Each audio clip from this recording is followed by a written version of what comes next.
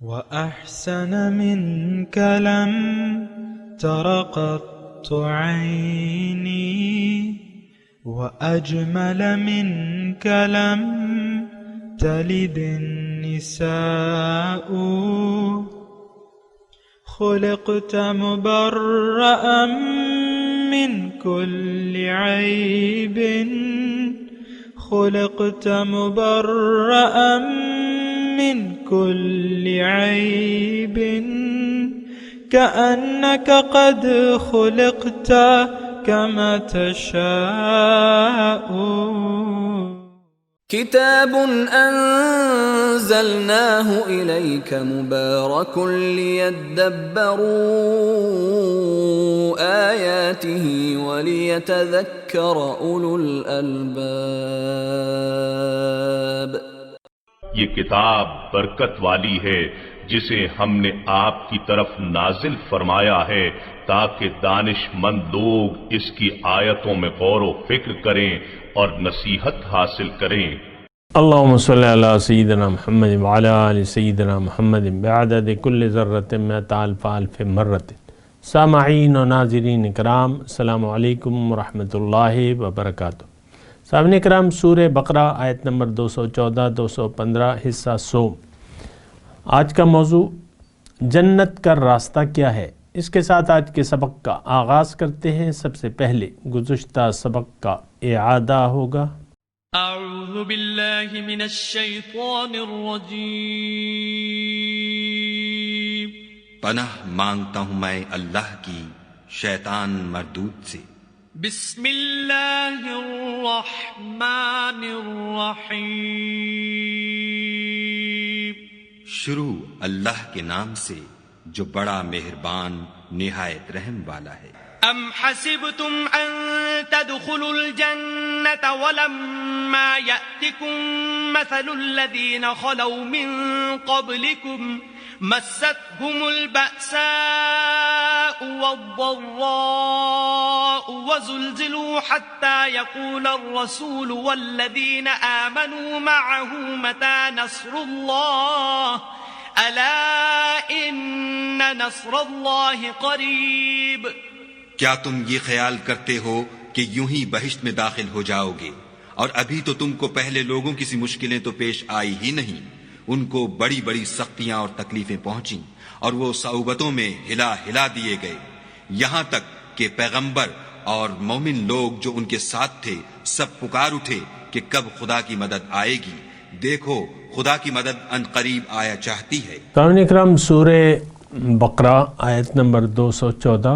لفظی ترجمہ: ام حسبتم، کیا خیال ہے تمہارا، ان تدخلوا الجنت، کہ تم جنت میں داخل ہو جاؤ گے، ولما یأتکم، اور حال یہ ہے کہ تمہیں نہیں آئی ہے، مثل الذین خلو من قبلکم، وہ حالات جو آئے تھے تم سے، جو گزر گئے تم سے پہلے، مستہم البأساء، ان کو پہنچی سختی، والضراء اور تکلیف، وزلزلوا اور وہ ہلا دیے گئے، حتی یقول الرسول، یہاں تک کہ کہنے لگے رسول، والذین آمنوا معہ، اور وہ جو ان کے ساتھ ایمان لائے تھے، متی نصر اللہ، کہ کب آئے گی اللہ کی مدد، الا ان نصر اللہ قریب، دیکھو اللہ کا وعدہ قریب ہی ہے. سمجھنے کی کوشش کر رہے ہیں سامعین اکرام کہ جنت کا راستہ کیا ہے. جنت کا راستہ یعنی محنت کا راستہ ہے، یہ بات نوٹ کر لیں. اور دیکھیں، ایک بات کو اگر آپ پہلے سے اس کا کسی کو بتا دیں تو وہ پھر آسان ہو جائیں گے. مثال کے طور پہ میں آپ سے یعنی یہ کہوں ایک مثال کے ذریعے کہ مثال کے طور پہ امتحان ہے بڑا کڑا اور انعام بھی بہت بڑا ہے. کسی طالب علم کا FRCS چلیں لگا لیں، ایک شخص جو ہے ڈاکٹر بن کے FRCS کرنا چاہ رہا ہے یا MRCP جو بھی ہے کرنا چاہ رہا ہے، اور وہ امتحان وہ برطانیہ میں دے رہا ہے، برطانیہ میں اس نے داخلہ بھی لیا ہوا ہے، 2 سال بعد امتحان ہے۔ اب امتحان سے پہلے اس کو آنسر شیٹ نہیں، وہ جو کوسچن پیپر ہے وہ بھی بتا دیا جاتا ہے اور اس کے جوابات بھی بتا دیے جاتے ہیں۔ اب مجھے بتائیں کہ یہ، اور اس کو چند دن بھی دے دیے جاتے ہیں۔ آپ سمجھ رہے ہیں نا میری بات؟ امتحان سے 1 ہفتہ پہلے اس کو جو امتحان میں سوالات آنے ہیں وہ، اور جو جوابات اس نے دینے ہیں وہ سارے جو ہیں بتا دیے جاتے ہیں۔ اب مجھے آپ بتائیں کہ 1 ہفتے میں تو وہ بچہ تیاری کر لے گا، کیونکہ اب محدود ہو گیا نا، یعنی 1 ہفتے میں وہ سارا، چونکہ وہ کورس تو پڑا ہے اس کا، اب وہ جو سوالات آنے وہ بھی بتا دیے گئے، لگا لے، مثال ہے۔ تو اسی طریقے سے دیکھیں اللہ تعالیٰ نے ہمیں بھجوایا، ایک بہت بڑا انعام ہمیں اللہ تعالیٰ دینا چاہتا ہے، اور دنیا امتحان کی جگہ ہے، اور امتحان سے پہلے وہ سوالات، وہ حالات و واقعات اللہ تعالیٰ ہمیں بتا رہا ہے کہ بھئی یہ حالات و واقعات سے گزرنا ہوگا۔ وَلَنَبْلُوَنَّكُمْ بِشَيْءٍ مِّنَ الْخَوْفِ وَالْجُوعِ وَنَقْصٍ مِّنَ الْأَمْوَالِ وَالْأَنفُسِ وَالثَّمَرَاتِ، ضرور میں تمہیں آزماؤں گا، خوف سے، بھوک سے، اور مال اور جان کی کمی سے، اور میووں کی کمی سے، بس اس سے میں تمہیں آزماؤں گا، یہی تمہاری آزمائش ہے، یہی سوالات ہیں۔ وَبَشِّرِ الصَّابِرِينَ الَّذِينَ إِذَا أَصَابَتْهُمْ مُصِيبَةٌ قَالُوا إِنَّا لِلَّهِ وَإِنَّا، دیکھیں ہمارا تو، میں نے کہا کہ میں آپ کو کہہ رہا ہوں نا کہ ہم تو بد دماغ ہو گئے، ہمارے دماغ کی حالت الٹی ہو چکی ہے، ہم اپنی مرضی سے کچھ سوچنے لگے ہیں، دنیا کے متعلق ہم نے غلط اندازہ لگا لیا ہے۔ یہ بات میں بالکل واضح طور پہ کہہ رہا ہوں، اور یہ اسی معاشرے کی میں بات کر رہا ہوں۔ دنیا کے متعلق ہم نے اندازہ بالکل الٹا لگا لیا ہے۔ دنیا امتحان کی جگہ ہے، ہم یہ سمجھتے ہیں کہ یہ آرام کی جگہ ہے۔ ہاں، دنیا کے لیے ہم کوشش کریں گے، محنت کریں گے، لوگ کرتے ہیں محنت دنیا میں، یعنی دنیاوی مفادات کے لیے انسان کوشش بھی کرتا ہے، محنت بھی کرتا ہے، لیکن دیکھیں دنیا تو منزل نہیں ہے نا ہماری۔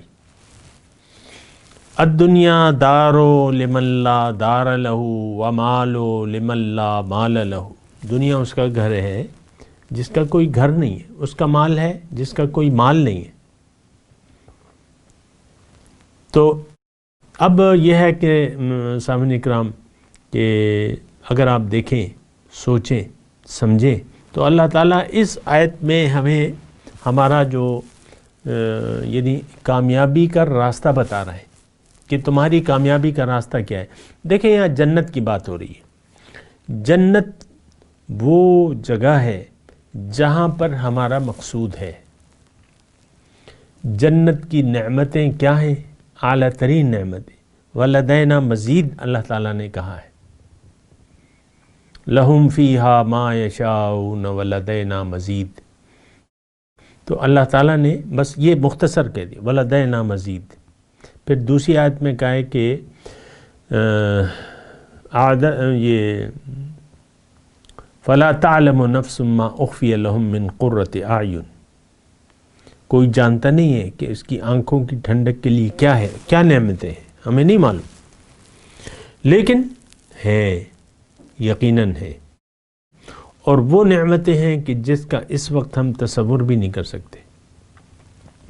جو نعمتیں بیان ہو بھی رہی ہیں وہ بھی مثال کے طور پہ بیان ہو رہی ہیں، ایکچول کیا ہے یہ تو ہمیں وہیں جا کے پتہ چلے گا۔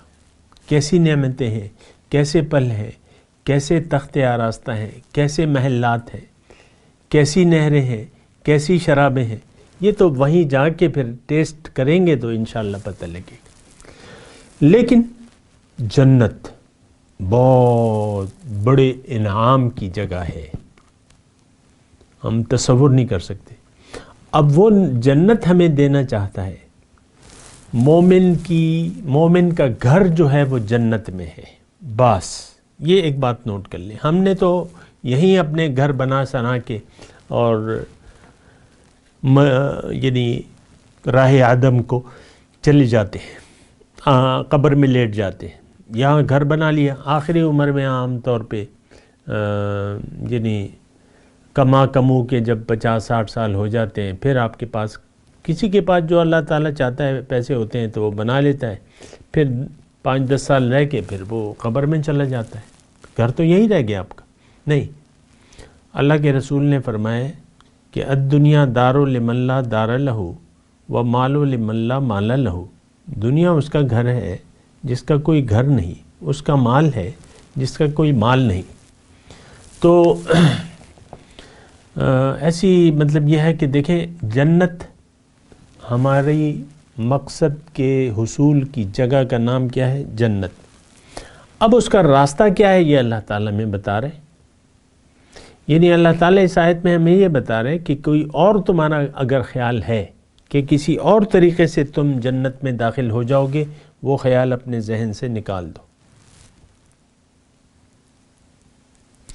یہ مضمون ایک جگہ نہیں ہے قرآن میں آپ کو یعنی اللہ تعالیٰ نے خوب وضاحت کے ساتھ یہ بیان فرمائی ہے، یہ باتیں مختلف جگہ پہ، ایک ان میں سے یہ ہے ام حسبتم، اور یہاں تو سیدھا سیدھا اللہ تعالیٰ بیان کر رہا ہے اس میں، اور سورہ عنکبوت کا جو میں نے آپ کو آیت سنائی تھی، احسب الناس ان یترکوا ان یقولوا آمنا وہم لا یفتنون، لیکن یہاں تو براہ راست جنت کا تذکرہ ہے، ام حسبتم ان تدخلوا الجنت،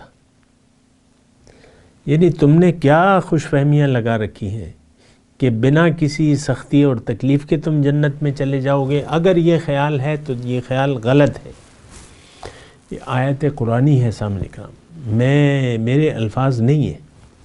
اس کا مطلب یہ ہے کہ ہمیں اس راستے پر چلنے کے لیے تیار ہو جانا چاہیے۔ دیکھیں، سچی بات اللہ کی ہے اور اس سے سچی بات کسی کی بھی نہیں ہو سکتی۔ حدیث جو بھی ہے وہ قرآن کی تشریح میں ہے، برائے مہربانی اس سے غلط مطلب نہ لیں۔ کسی صاحب قرآن سے اس کا مطلب پوچھیں کہ بھئی یہ کیا مطلب ہے کہ من قال لا الہ الا اللہ فقد دخل الجنہ، اس کا مطلب کیا ہے؟ تو وہ آپ کو پھر بتائے گا۔ از خود آپ قرآن کی اور حدیث کی تشریح نہ کرنے لگے، یہ تو قرآن اور حدیث کی ہم سنتے ہیں، ہم خود اپنی تشریحات کر لیتے ہیں اور کچھ نتائج اخذ کر لیتے ہیں، غلط بات ہے، ایسا نہیں ہونا چاہیے۔ دیکھیں، علم قرآن ہے، حدیث ہے، لیکن وہ کسی عالم سے آپ نے سیکھنا ہوگا۔ دیکھیں، قرآن میں اللہ نے فرمایا ہے کہ اس میں تفصیلا لکل شیء، تبیانا فرقانا، یہ سارے القابات ہیں، لیکن پھر حضور صلی اللہ علیہ وسلم کی ڈیوٹی ہے کہ لتبین للناس ما نزل الیہم، تاکہ آپ جو کتاب میں نے ان کے لیے نازل فرمائی ہے، آپ کی ڈیوٹی یہ ہے کہ آپ اس کی وضاحت کریں اسے۔ تو وضاحت تو پیغمبر علیہ السلام کریں گے، اور پیغمبر کی باتوں کی وضاحت، ان کی باتوں میں وضاحت موجود ہے، صرف سمجھ کی بات ہے۔ بے وقوف آدمی تو وہ بات کو تو سمجھتا نہیں ہے، جو بے وقوف ہے، جس نے اپنے آپ کو بے وقوف بنا لیا ہے۔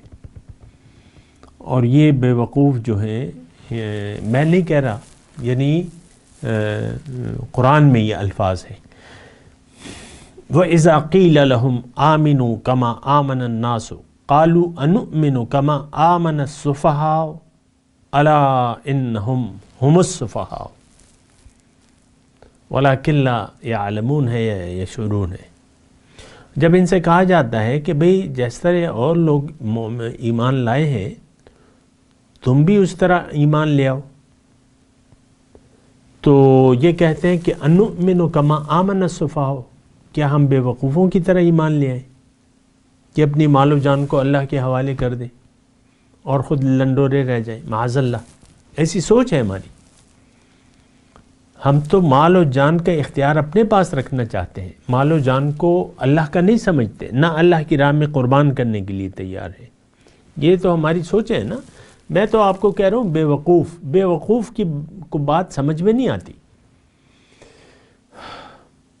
اولی الالباب ان فی ذالک لآیۃ لأولی الالباب، ان فی ذالک لتذکرہ، اس میں نصیحت ہے، کس کے لیے؟ جو عقل والے ہیں۔ عقل کا استعمال تو ہم نے چھوڑ دیا ہے۔ ایک بات جو میں وضاحت سے کہہ رہا ہوں کہ عقل جو آپ کو تمیز کرتی ہے حق و باطل کے درمیان، اس کا استعمال تو ہم نے چھوڑ دیا ہے۔ اس کی وجہ یہ ہے کہ ہم نے آلریڈی یعنی ایک غلط فیصلہ کر لیا ہے اپنی زندگی کے لیے کہ ہمیں دنیا کی کامیابی ہی اصل لگتی ہے اور دنیا ہی کو ہم نے اپنا مقصود و محبوب بنا لیا ہے۔ بہرحال یہ ساری باتیں ہیں، ہمیں سوچنا ہوگا۔ ام حسبتم ان تدخلوا الجنۃ، اور میں آپ کو گزشتہ درس میں بھی یہ کہہ رہا تھا کہ دیکھیں یہ ایک راستہ ہے، اللہ تعالیٰ نے یہ راستہ بتا دیا، یہ راستہ جنت کا ہے۔ یہ بات میں آپ کو کہہ رہا ہوں، اس آیت میں یہ مضمون ہے۔ بہرحال آگے چلتے ہیں۔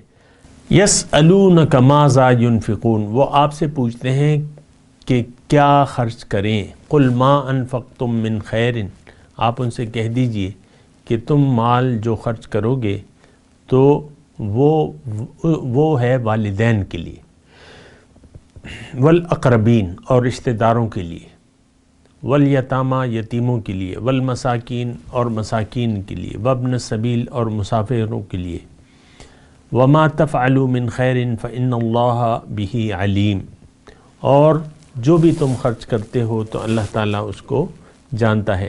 دیکھیں یہاں مال کی جو تقسیم ہے اس کے مسائل بیان ہو رہے ہیں۔ آپ کو میں نے کہا کہ سورہ بقرہ مدنی صورت ہے اور ایک معاشرہ اجتماعی قیام پذیر ہو چکا ہے، مسلمانوں کی ایک جماعت ہے اور حضور صلی اللہ علیہ وسلم ان کے امام ہیں اور امیر ہیں، امام ہیں اور ان کے بادشاہ ہیں۔ تو اب یہ ہے نا کہ معاشرتی احکامات آ رہے ہیں۔ اب یہ ایک اہم موضوع ہے کہ مال کمائیں گے کیسے، خرچ کیسے کریں گے۔ تو اللہ تعالیٰ نے تو پہلے بتا دیا ہے کہ لا تأکلوا اموالکم بینکم بالباطل، باطل طریقے سے ایک دوسرے کا مال نہ کھاؤ، جائز طریقے سے کھاؤ۔ تو اب پھر جب آپ نے جائز طریقے سے مال آ گیا جو آپ کی ضروریات سے زائد ہے، یہ بات نوٹ کر لیں، مال جو ہے یعنی اللہ تعالیٰ فرماتا ہے کہ سب سے پہلے تم اپنے آپ کو محتاجی سے بچاؤ گے، اپنے اوپر خرچ کرو، بیوی پر، بچوں پر خرچ کرو، یہ سب اللہ کی راہ میں ہے۔ اب یہ بیوی بچے ہو گئے، آپ کھا رہے ہیں، پی رہے ہیں، رزق آپ کو مل رہا ہے، اللہ تعالیٰ دے رہا ہے، تو اب مزید کس پر خرچ کریں گے؟ تو ظاہر ہے کہ پھر وہ اللہ کی راہ میں خرچ کریں گے، اور اللہ کی راہ کیا ہے اس کی وضاحت ہو رہی ہے۔ ماذا ینفقون، کہ کہاں پر یعنی مال کو خرچ کہاں کریں اللہ کی راہ میں۔ اللہ تعالیٰ نے ترغیب دلائی ہے نا، انفقوا فی سبیل اللہ، اللہ تعالیٰ کی راہ میں خرچ کرو۔ تو پھر اللہ تعالیٰ نے یہ درجات بتا دیے ہیں کہ بھئی سب سے پہلے جو ہے والدین کا حق ہے، پھر رشتہ دار ہیں، یعنی اب آپ خود، بیوی بچے، پھر آپ کے والدین، پھر آپ کے رشتہ دار، پھر یتیم، پھر مسکین۔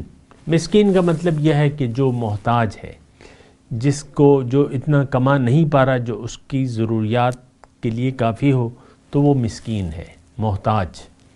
وابن السبیل، مسافر، یعنی مسافر اگر اپنے گھر میں مالدار بھی ہے لیکن جب وہ سفر کرتا ہے تو کہیں بھی اس کو پیسوں کی ضرورت محسوس ہو سکتی ہے، کھانے پینے کے لیے، رہنے کے لیے، تو ان پہ خرچ کرنا چاہیے۔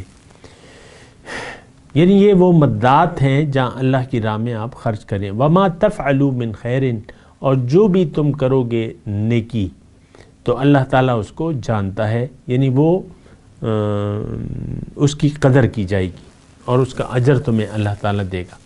پھر اللہ تعالیٰ فرما رہا ہے کتب علیکم القتال وہو کرہ لکم، تم پر جنگ فرض کی گئی ہے اور وہ طبعاً تمہیں ناگوار ہے۔ وعسیٰ ان تکرہوا شیئا وہو خیر لکم، اور ہو سکتا ہے کہ تم ایک چیز کو ناپسند کرو اور وہ تمہارے لیے بہتر ہو. وعسیٰ ان تحبوا شیئا، اور ممکن ہے کہ ایک چیز تم پسند کرو اور وہ تمہارے لیے بری ہو. واللہ یعلم وانتم لا تعلمون، اور اللہ تعالیٰ جانتا ہے اور تم نہیں جانتے. اس میں سامعین اکرام مکی دور میں قتال کی اجازت نہیں تھی، یعنی ظلم کا جواب اور جنگ کا جواب جنگ سے دینے کا حکم نہیں تھا. کافر ظلم کرتے، مسلمانوں کو سہنے کا حکم تھا، ہاتھ اٹھانے کا حکم نہیں تھا. کیوں کہ ایک جماعت نہیں تھی.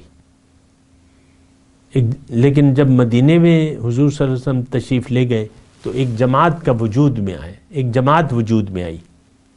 اور وہاں پھر آپ کو معلوم ہے کہ حضور صلی اللہ علیہ وسلم نے معاہدات کیے یہودیوں سے، مقامی لوگوں سے، ادھر ادھر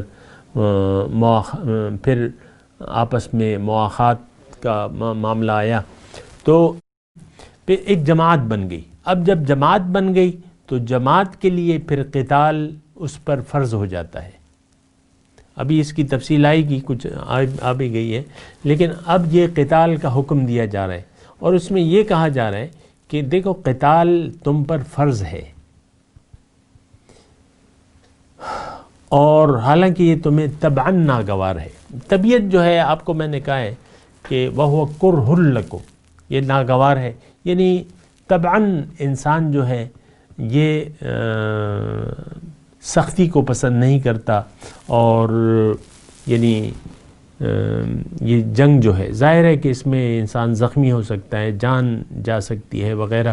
تو طبعاً یہ اللہ تعالیٰ فرما رہا ہے کہ تمہیں تمہاری طبیعت کو تو ناگوار ہوگی، لیکن ہر وہ چیز جو تمہیں ناگوار ہو سکتا ہے وہ تمہارے لیے اچھی ہو.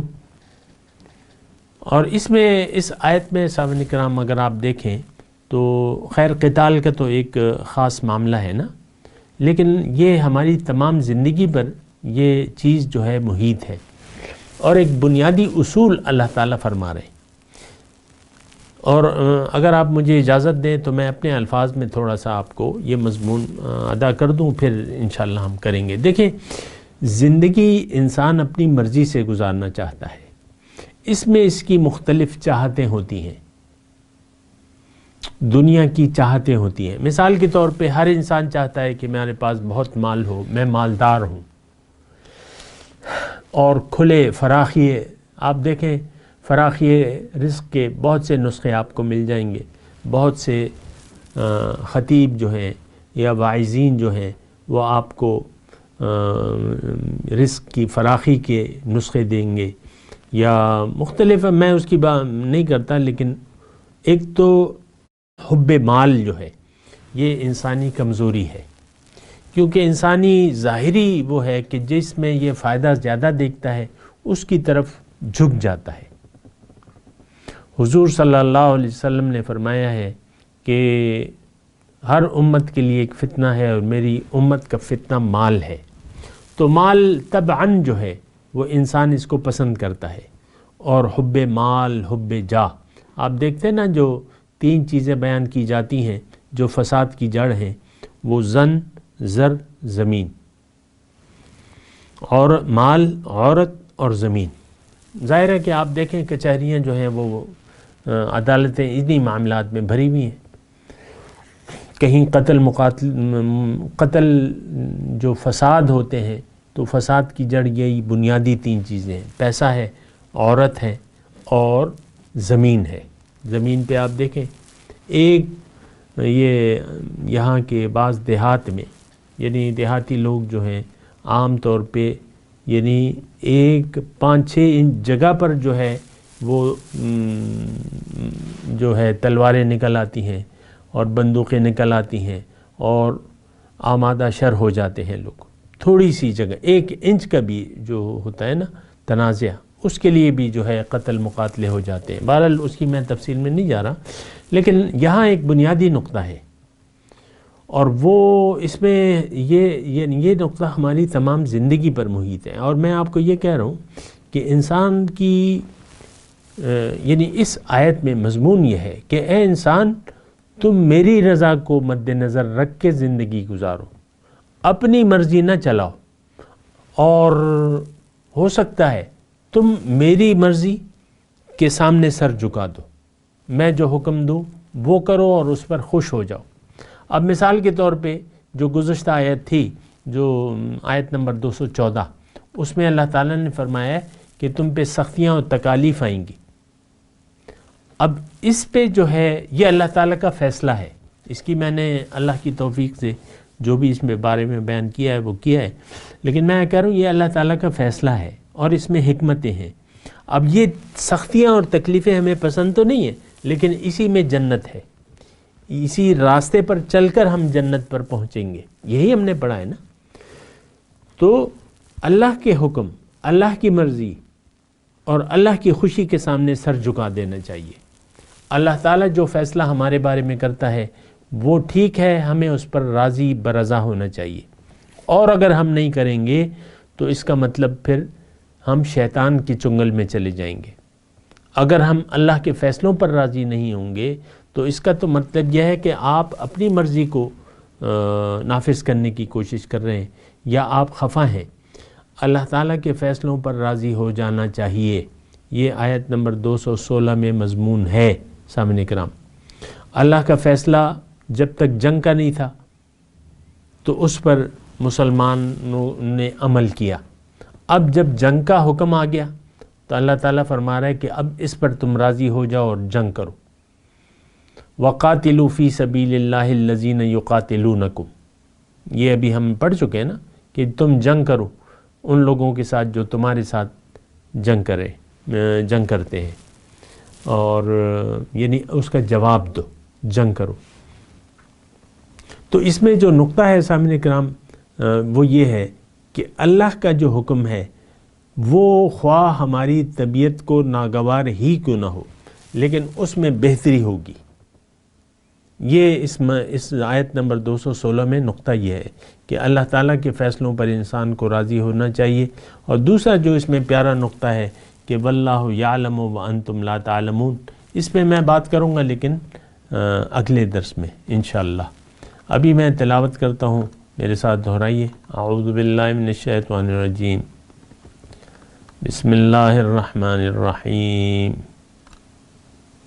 ام حسبتم ان تدخلوا الجنة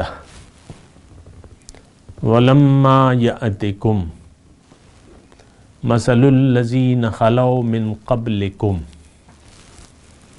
مستهم البأساء والضراء